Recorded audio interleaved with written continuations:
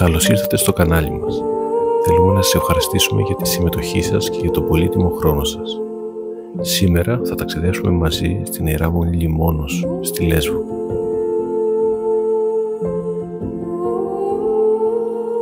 Η Ιερά Μονή Λιμώνος βρίσκεται σε απόσταση 3 χιλιόμετρων από την Κομμόπολη της Καλονής, με κατεύθυνση από την Καλονή προς την Ερεσό.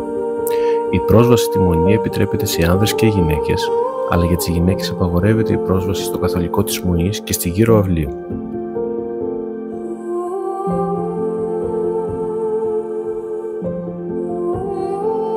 Ιδρύθηκε στη θέση προγενέστερης Μονής από τον επίσκοπο Μυθύμνης Άγιο Ιγνάτιο το 1526 και αφιερώθηκε στον Αρχάγγελο Μιχαήλ. Ονομάστηκε Λιμώνος λόγω ότι βρίσκεται στο κέντρο ενός λιβαδιού. Λιμώνα ονομάζεται το λιβάδι.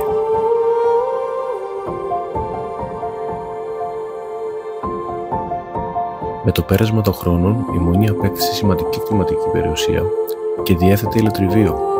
Επίσης, δημιουργήθηκε η σχολή στην οποία δίδαξε ο Βενιαμίν ο Λέσβιος.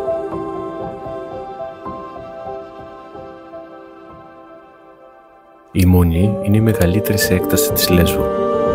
Η Ιερά Μονή Λιμώνος συνεχίζει μέχρι σήμερα την πλούσια πνευματική, κοινωνική και φιλανθρωπική της δράση.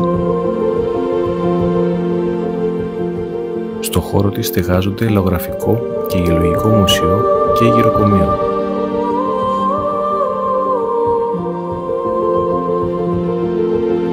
Το καθολικό της Μονής και ο γύρω αύλιος χώρος είναι άβατα στις γυναίκες. Εξαίρεση πραγματοποιείται κατά την πανήγυρη του κτήτορα Αγίου Ιγνατίου, 14 Οκτωβρίου, οπότε επιτρέπεται η είσοδος των γυναικών στην αυλή του Καθολικού.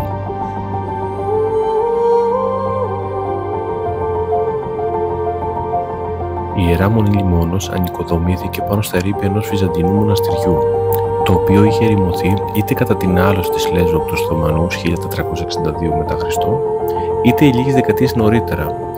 Ο ίδιος ο Άγιος Ιγνάτιος αναφέρει στη διαθήκη του ότι ανοικοδόμησε τη Μονή εκ παλαιών θεμελίων, έχοντας παράλληλα και τη στήριξη πολλών ευσεβών χριστιανών, όχι μόνο κατοίκων της περιοχής, αλλά και ξένων, οι οποίοι συνεισέφεραν και σε οικονομικό επίπεδο αλλά και στην προσωπική τους εργασία.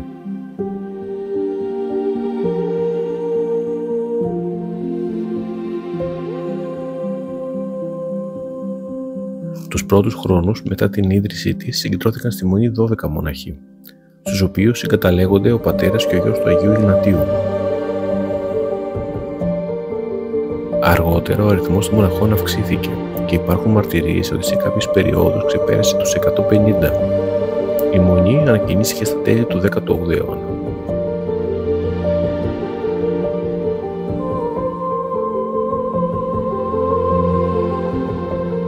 Στη Μονή υπάρχουν αρκετοί ξενώνες, όμως είναι καλύτερο να προηγηθεί τηλεφωνική επικοινωνία πριν την επίσκεψη σε αυτή.